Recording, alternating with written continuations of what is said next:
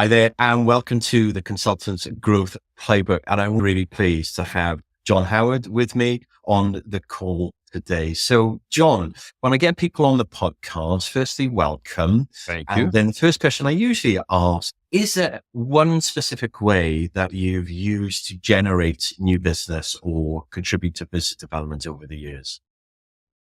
I mean, I subscribe with you that BD and consulting, being kind of anything probably, is really about relationships, and it's about really listening and letting the client lead you to what the pain point is, and then being really honest about whether you can help with that pain point. And when you can, great. And when you can't, don't try to. I would say, I think so much of BD is about trust and people really feeling that you're there for them and not for your own interest. So if I had to say any one way, it would be about listen a lot and be genuinely trustworthy in your interactions. That's fantastic. And you won't be surprised to hear many people have said that previously. Good. So if I'm just going to push you a little bit on that then. So trust is the thing, and listening. How do you get into those conversations? How do you get it to the stage where you can be positioned in the right place, in the right room to have that level of trust and to be able to listen and get into that level of conversation? But I think so much of consulting sales is about networks and either people you know that you're staying in touch with, or people that you might have a suspicion about they have a need, and opening a conversation around that, not being afraid to. People referring you in to because you've got a trusting relationship with somebody else who knows somebody who might need something similar, or sometimes it's a cold introduction. But I think it's all about how are you positioning yourself, positioning the business you're in. And I think quite a humble and I'm here to listen and help mode. I think that the moment you're in heavy, people often when you're in a new relationship, people know you're potentially selling to them, right? And they probably wouldn't have you in the room with them if they weren't open to that or open to some kind of relationship. So kind of everybody knows what the game is, right? But I think just when you are in that, being genuinely and coming across that way, and not coming across of, I have a definite objective if I want to leave here having sealed the deal. So I don't know if that answers the question, but I think that there's lots of different ways you get the opportunity to be in a room where you might have a sales opportunity. I think it's about how do you behave and interact with the person when that opportunity presents itself and you're in the room, so that it comes across in the right way. Now, I mean, that's a very personal view of me about how you approach those interactions. Hey, John, you can only give your personal view, and I would ask you to be on the podcast if it was any different. Have you ever had over your career a systemized way of managing and looking after your network and or referrals? Because those were the two main things that you said there. Yeah, I think I've gotten probably more disciplined about that in more recent years. I think that I've probably always been good at, like, if I know something needs to get done, I have enough mechanisms in my life for making a different list that make sure I keep my promise, which I think is really important. So I'm pretty good at running a to-do list. I'm not always been as good about maintaining network. And I think that for me, the tactic that works best around that is almost that's got to be part of the to-do list as well, which can sound really horrible, but like everybody just gets busy and you lose track of checking in with people. But I think also over the years, I've learned that, like, for the most part, people you've got to know reasonably well don't mind being checked in on. Yeah. I think there can be a bashfulness about, particularly if you've worked with somebody in the past and do I reach out, or they're just going to think I want something? Well, actually, no, there's lots of different ways to keep touch with people. So I think you've got to recognize that nobody's going to be offended because you ask how they're doing. And if they are, then fine. But then you've got to get a bit systematic about whatever that works for people. Some people just comes naturally, they never forget. For me, it's different ways of just reminding myself to make sure I reached out. Fantastic. Yeah. So with my work that I do with clients, absolutely. bashful into my network. It's like as a consultant, you're an ideas generation machine, and you have to start the process somewhere. But sometimes you can reach out and say, "Hey, been thinking of you. Got a couple of new ideas. I've been working on a number of different areas. A couple of new ideas you might be interested in." Or just take some ideas. For whatever reason, people are bashful. So, John, at the beginning, didn't introduce you. So you're currently with Garwood Growth, which is a consultancy into consultancies. And before that, you were in the professional services space, I'd say internet famous or LinkedIn famous. You work with Channel 3 Consulting. Yeah. And that really interests me as well, because with Channel 3, and we'll come back to Garwood Growth, so we hear what you're doing there. But with Channel 3, you led an MBO. Is that right? Yeah. With some phenomenal results. And a lot of that was focused around my lane in business development.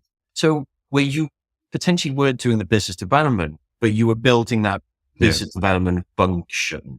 I guess, what were the key steps that you took for Channel 3 to achieve that steady and quite large growth? I think it's when I joined Channel 3, it was a business that had been really successfully for about 10 years. It was a pretty typical founder-owned, founder-led business where a small number of people who'd been there for a long time were doing the majority of the business development. They were also they'd win something, they'd go and deliver it, and then they'd win some more, and had been very successful in that. But it was very founder-dependent, and it was very heavily reliant on some key rainmakers, which I think the reality is in any consulting business, that's the way it is to a certain extent. It's about how many, and it's not just being that, right? So, when I joined, the guys and gals who had built the business were wanting to do an exit. So there's an explicit kind of remit for me around give us a path to going and handing it over to a next generation. And one of the key, and the route we took on that was to go through a private equity backed management buyout. And one of the key elements that any investor was going to be looking at was who's doing that, who's winning the work, particularly given that the founders and others who had been critical of that wanted to exit as part of the deals. Who's winning the work? How many people are there? How much dependency do we have on people who've done it in the past? And how are we going to grow out from that? First step was really making sure we had a core group of people who were going to be staying beyond that transaction point, who could sell, who had good networks, who understood that selling was going to be key to our success, and who were up for that. I think that the next thing we did was get in pretty quickly to trying to get the sales mindset out of just a few people at a partner level into the whole of the business. So as is often the case in a consulting business, you had people who loved doing client delivery and thought sales was a dirty word and something that they were afraid of or thought was a bit just grubby. And in a lot of consulting firms, big or small. And so we actually engaged a firm who helped us with sales training, and it was very small in terms of sales process, right? There's an element of that, and very majoring on sales mindset. So how do you, and the real emphasis there was back to what I talked about at the beginning. It's about having conversations, exploring client challenges in those, really keeping your mouth closed and listening a lot, and until it's time to, as you said, generate ideas and have some opinions, right?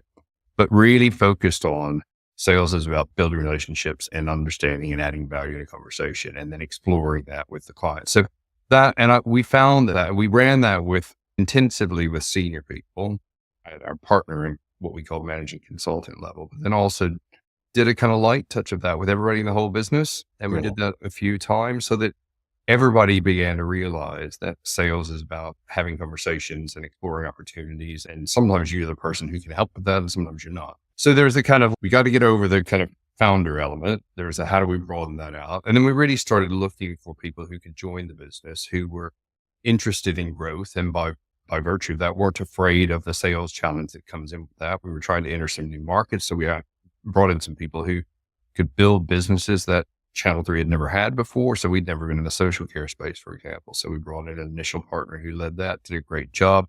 One of the things you said like a couple of minutes back, yeah, sure.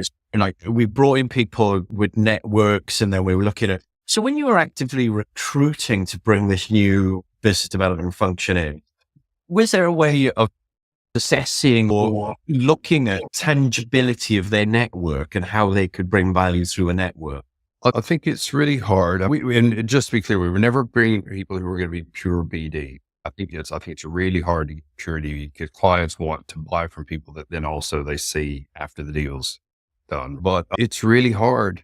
I think there's a lot you can do. If you've been around consulting for a long time, you can ask people in enough different ways to see whether the network they say they bring is actually really the network and what they've achieved through that. I think you can do some talking to other people about them. And actually in our space, it was a pretty niche business in terms of what we offered. So you could do some kind of cross-checking relatively easily. And it wasn't a market of hundreds of candidates you were looking at. It would have been dozens. And I think it's always a bit of a gamble for both the candidate and the hiring firm as to whether or not they're going to be able to actually land in the business, bring something additive, sell within that and grow, or whether it won't work. And sometimes it doesn't. And I think that's the reality of it. I wish I had the magic solution of here's how you make it always get right. Some of that's about the kind of firm they've come from or the kind of firm they're going into. Some of it's about cultural fit, some of it's about network. I think we got it right most of the time. And sometimes it doesn't end up working. So I wish I had the perfect solution, but I'm not sure I do. Oh, John, come on. Hey, I never expected that. Yeah. And the other thing that I wanted to ask you around here is that, like you say, the founder-led business is very often intrinsically tied up with the expert positioning of the founders, the visible authority or the expert positioning or whatever moniker you put to where they're speaking, what stages they're on, what conferences they're presenting at. There's a period where that becomes the fore, and that's building the revenue base. So how do you then transition that away from them to move to that next phase? Was there a plan? Was there something that took that into account? I don't think because of where they were as the founders of the business and the timing in which they wanted to exit, we probably didn't have as much time to work on that as you might ideally want to. And as we'd advise in the growth business that I'm in now, give that a bit more time than we had to. I think we were fortunate in Channel 3 the founders were doing a lot of selling. There were some people who they brought in recently who were also in that. But it wasn't a big kind of, that's the founder hero who is the brand business, right? You see some places where there's a singular thought leader who is so at the forefront of the brand that when that goes, what is the brand without that person? We were not that kind of business. But I think in any founder scenario, first step is the founder's got to be willing to let go. And I think lots of founders find that really hard. Yeah, and they don't necessarily have to all let go completely. Even if they say that's the thing that they want. I want to, it's like, there's a kind of, that's a whole different topic about kind of founder complexity. And we deal with lots of founder-led businesses in Garwood, and it's a great space to be able to operate in. But there's so many things that come into what the business means to the founder and how letting go of some of that. But I digress. So I think first step is you've got to be willing to let go of it. Second is you've then got to actively manage that other people start to take the limelight and other people's voices start to be heard. And whether that's being on the speaker circuit or being the person who's the front of something on LinkedIn or being the person who is taking the lead in an interaction with a client, that person's got to be confident enough and have their confidence built to step into that. And the person who's been doing it, whether that's a founder or whether that's a senior person who's trying to bring others through, I think it's equally relevant, has to be prepared to step back. And I think but genuinely, they've got to go, if you go into a meeting with two people and it's a founder or a senior person and somebody you're trying to bring through, you've got to just really major on, I'm not going to dominate the conversation. And I think that takes some pretty active management because people just forget. They've been so used to being in the role they're in. I think active management of that is key. And do you think that could even potentially be willing to accept that potentially revenues or some deals will be lost as a direct consequence of that? Yeah. I mean, I think there's ways to manage that. I think that try to advocate from just be prepared to lose lots of stuff because you're trying. I think there might be times when that happens. Yeah. But I think you've got to see the founder and the person there as a safety net. I think there's a safety net role that can be played, whether it's in the background, completely invisible to what's going on with the client, or kind of in a secondary role in meetings and interactions and stuff that keeps stuff from getting lost.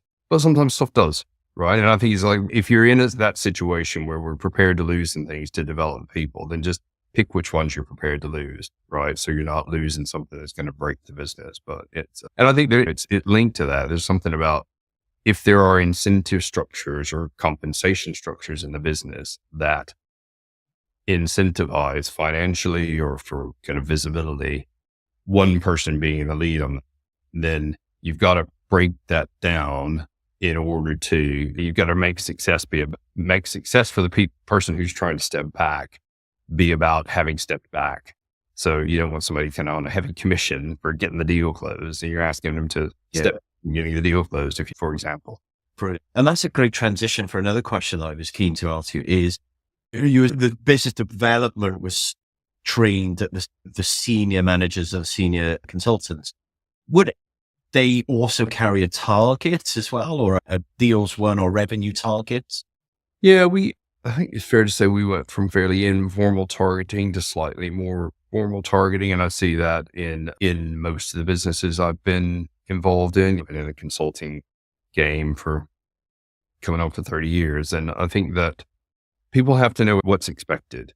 Right? I think that, and there's got to be some level of expectation if you are in primarily a sales role of how much business you are originating. I think it's pretty rare that one person wins a deal, right? Particularly a larger thing. So you then need to work out how we're going to divide up a win, and you can really overcomplicate that if you're inclined to do. But I think the team's got to have, that's what we're going for.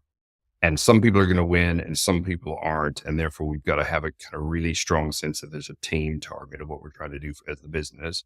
But then I think individuals also have to feel some accountability personally for their slice of the pie and doing everything they can. And really importantly, if you're in a role where you can see, all right, I'm struggling for whatever reason to hit the target or whatever the expectation is, do something about it early, right? Sometimes markets dip, sometimes deals don't close, and the business as a whole can wrap its arm around that problem and try to compensate elsewhere. What it can't do is kind of have somebody say, yeah, I promise that this has come through, this will come through, this will come through, and then it just doesn't land at the end. So I think that it's a team sport with individual accountabilities. Yeah. Okay. Yeah. Funny. I was on a call with a client yesterday. They were talking about someone who was constantly saying this deal's going to come, this deal's going to, and then the next month, and it just happened so long that in the consulting business they're in, then people would start to just distance themselves from that person because they didn't want to be associated with that process. Oh, that's brilliant. So a tangent aside, this is something I haven't prepped you in any way, shape or form for, but the world is changing at a rapid pace. And again, if you read anything on LinkedIn, the consulting industry is dying or accelerating, whichever parts you're sitting on. But if you were, say, transitioning out of a large corporate consultancy or a consultancy, and you were going to start off a consulting business with an aim to grow it to something significant right now, part one of the question is there a particular space that you think would be a good ship to ride? And two, how would you go about business development for that? Is there a mechanism or a way that you would advocate would be the best way? I'm not sure I would. I think the world of professional service and consulting is so vast that I would be loath to say go ride that wave. And I won't say ride that AI wave because that's kind of what everybody's saying. And I'm not sure. I think there's a wave there. Yeah, but it's probably a multifaceted one. I think so I'll dodge that which horse to back question. But I think the thing about BD, particularly in the early stages, is you probably have some degree of expertise that you're backing yourself against. Probably got a bit of a network that you think you can sell into. Otherwise, you're probably crazy for trying to do the thing. And I think it's just diligently work that network, but do it in a way that's adding value around having conversations that are about, here's a problem that I've got a real interest in that I think you might have an interest in, either that in somebody that I could help you with, or that you could help connect me with somebody. I just think that and I'd be doing that really heavily in terms of face-to-face or Teams conversations. I'd be talking about that kind of stuff on LinkedIn. I don't think you can just build a business on LinkedIn. I think it's an important element of it, but I think it's lots of shoe leather, and it's really, but being really clear on what's the problem space in which you're trying to operate.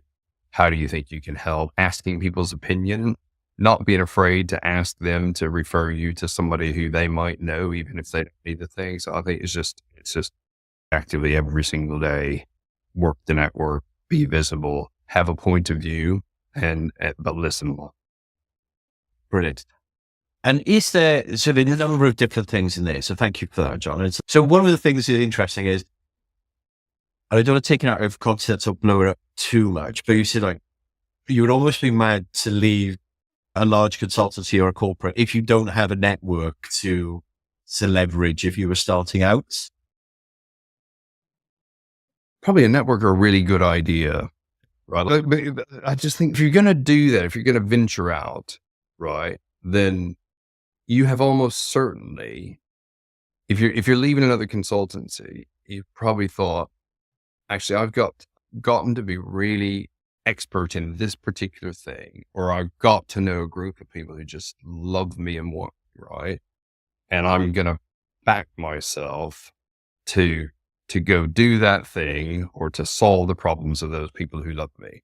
I can't really fathom that you just think, I don't have either of those things, but I'll just see if I can set myself up. I think that's the madness that I was talking about. Sometimes I do see it where I am just so sick of that that I will go over there because anything is better than that. And I do see that. And then it works great for 12 months or 18 months until that first client project comes to an end. And I think you've got to want to build a business. Right. You've got to be sufficiently interested in either the problem you're trying to help people solve or the people that you want to work with, to be willing then to put in the hard yards that come from, even if all your business is ever going to be is kind of John Howard Inc., going from contract to contract, the things will come to an end and you'll have to win the next one. Right. And so you've got to be cut from a kind of cloth that wants to go and do that. And I think it takes either a network or a great idea to do that. Brilliant. John, so we operate in slightly different spaces because we'll talk about Garwood growth now. Tend to be more smaller boutique consultancies. And then you can tell us all about Garwood in a sec. Is there a point where there's a definite shift between sort of founder-led, growing the initial phase of the consultancy and then pushing to put the structures in ready for maybe an event, whatever that event is? I think there's different ones. So most of our clients are at some type of inflection point, and I'll talk about a few of those just to give listeners context. So Garwood Growth works with services business, primarily consultancies, but also we work in legal and accounting and other professional services businesses. Three things: helping with growth, helping with operational improvement, and helping with what we call value realization, which is often somebody's working towards some kind of capital event, be that an exit or a sale to trade or taking a private equity, whatever that might be. And I think we see and we work with businesses of multi-country big four implementations of technology at one extreme to very small kind of late startup businesses. Most of our customers are probably in the kind of 50 to 500 staff range, that kind of size. So what do you see? You see some businesses where the founders or the shareholders, some of which might not have been founders, are thinking, we've taken this to the point where we can or where we want to. We want to either exit or restructure or stay in the business, but not have to be in a hot seat all the time.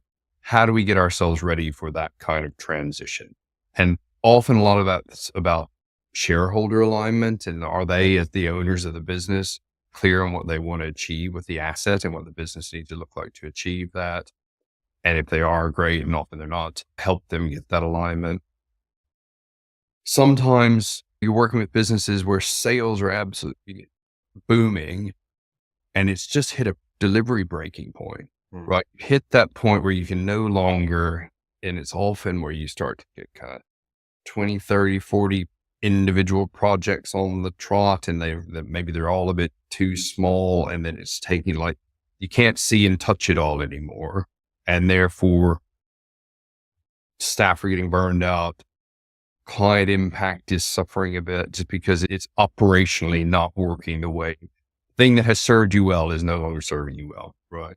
Or it might be somebody who's the opposite thing. Like they've just hit a really tough period in the market and growth in terms of acquisition of new work and clients is a bit stalled. So we work with people there, probably more in your kind of space on what's the growth strategy? Is that a slight diversification? Is it a different approach to go into market? Is there better clarity of what the value proposition is? So there's lots of different, or it might, just final example, it might be somebody who's starting to branch out international and they've never had to think about how they organize themselves from an operating model standpoint to think about multi-jurisdiction kinds of working. So it's different scenarios, but it's always a kind of inflection point where the thing that has been really successful up to now is starting to creak a bit and they just need help or they're working towards an exit. So I hope you don't mind me asking this question. It's one I've never really heard many people talking about. It just sprung to mind then while you were talking. I didn't plan this, I promise. That's right. And it's something that I've had a couple of conversations with people recently and within the industry. And what they said is that they find working with consultants, especially founder-led boutiques, quite challenging because they're quite ego driven, if you like, and almost I'm the consultant, I know everything, and they don't eat their own dog food and are not always willing to take on outside advice. Have you ever encountered something like that? Never. Yeah. Look, Yeah. I've been fortunate in, so I've been in a couple of businesses that were heavily founder led and going through a transition. So years ago, a company called Hedra that was a public sector consultancy that I joined when it was about 85 people, and the owners were bringing in a new team to kind of lead them towards an exit. That lasted about 5 years before we eventually sold to another business. And I think the founders there, as were the founders in Channel 3, and I've been fortunate in both of those, were really clear on what they wanted to do. They realized they'd got the business where they could and where they wanted to, and they were prepared to make a transition. So were there some issues of people being prepared to let go and sometimes a bit like been out of shape when you reminded them they needed to let go of the thing they said they wanted to do? That yes, of course. But for the most part, they were really clear on what they were trying to do. I personally, in my jobs when I've been working in that kind of business, haven't bumped up against that much.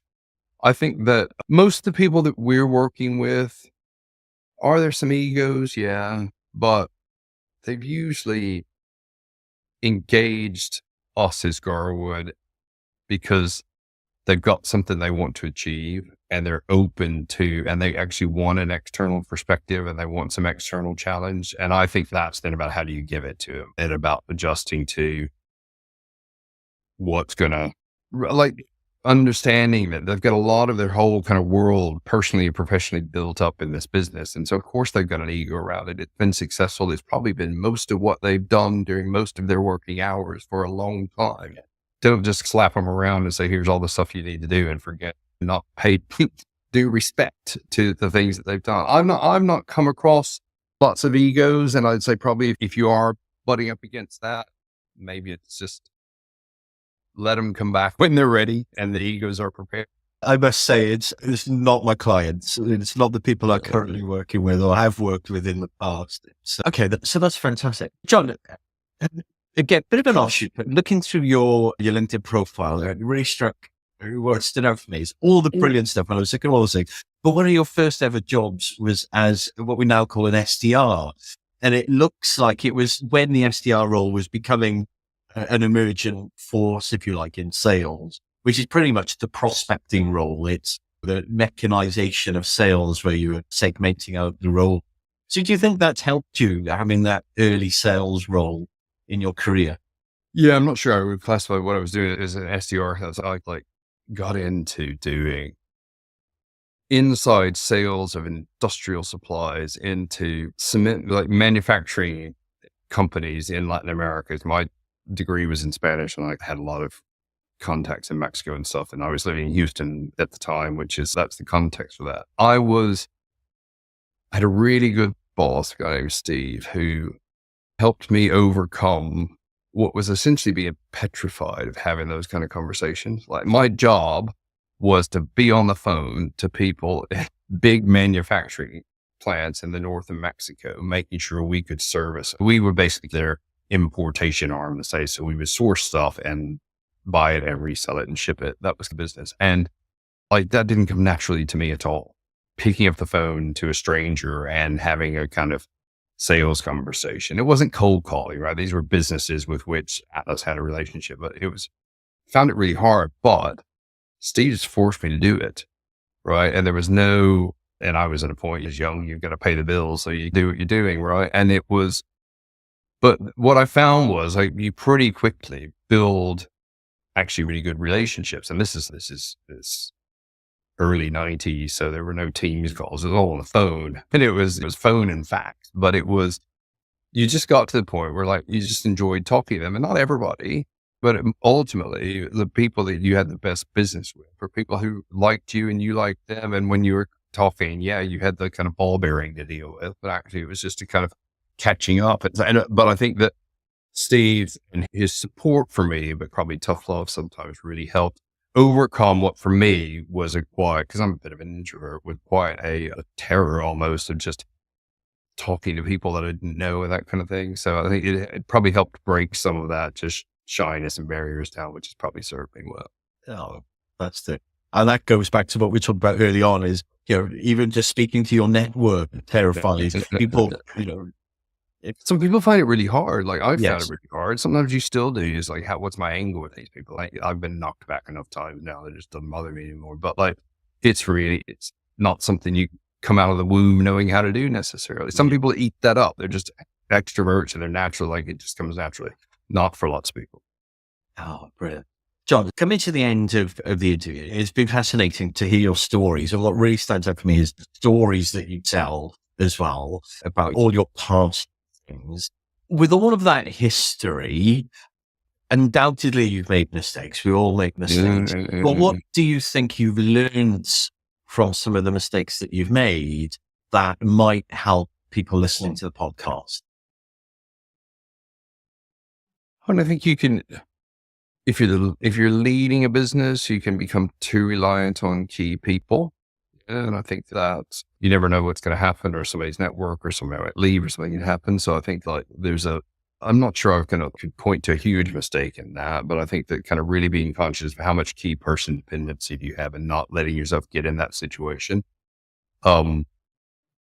Having too many eggs in any one basket, I think, particularly again, from a kind of a leader of an organization, making sure that the people who are in the team who are actively out in the market, there's enough diversification of what you're going after, types of people you go after, different kinds of work, so that you're not solely dependent on the vagaries of any particular market, which I think is really dangerous. I think there's a lot to be said in consulting for being very niche in what you offer, but it's also, you've got to manage the exposure that creates for you. I think I've not always had perfect relationships with people I've worked with or managed. And I think that, like, really working on building people up and supporting people and finding what they're really good at. And then being frank about not being afraid to have honest conversations about things that aren't working, but not letting it build up. Like, the worst thing you can do is not just actively have a really honest dialogue about what's really good and what could be worked on. And then either party thinks everything's going swimming and then finds out that in one person's view, it's not too far down the line. I've probably done that to people. It's probably been happened to me. So, that looking after those relationships and really meaning it in the way you do is important. The brilliance, the essence of human conversation and communication. Yeah, it's hard. It doesn't come naturally. No, it absolutely doesn't. I vouch for all of those things that you've just said. John, you've moved now into a new business, if you like, or a new stage of your development. You've mentioned, so Garwood Growth, working with professional services organizations, consultancies, law firm, professional services is a rounded bucket. if someone's listening to this and they feel, oh, John's an interesting character, I should speak to him. Is there some sort of bucket that you think these are specifically the type of people that we can help? I think if you're an ambitious consultancy, professional services business more generally, and you're thinking about, I built a great business, but at some point I'm going to want to not be running this thing or step back a bit. How do I do that? How does this whole world of transactions and exits even work? We could probably give you a hand with that. If it's all feeling just really hard or stuck, we could help you with that. If you're thinking about, there's a business over here that I think I might want to acquire or merge with, what does that world of M&A more broadly, not as a kind of, I want an exit, but actually I want a kind of M&A strategy for my business as part of growth. We do a lot of work in that space. If you've got your business held together by kind of spreadsheets and sticky tape and Post-it notes, and it just ain't working anymore from a system standpoint, we do a lot of work in the professional services automation space. Yeah. So helping people deal, that systems inflection point can be quite painful. So we do a lot of work in that space. So those are a few. Brilliant. And where would they find you, John? Just so the audio version of the podcast, if people are listening there, so they know where to find. So email, which is john.howard@garwoodgrowth.com, or on LinkedIn. I haven't LinkedIn myself lately, but probably if you put in John Howard Garwood Growth, you would find me. And if not, go back to you and you can find them. You can find me for I will. And obviously in the proper page of this, I'll put all the links and everything. Yeah, sure. John, you have been such a fascinating guest. Thank you so much for your time and answering and giving the realities of all the situations you've been in. It's really been brilliant. Thank you very much. No, appreciate it. Pleasure. And best of luck to you, and look forward to speaking soon. Thank you.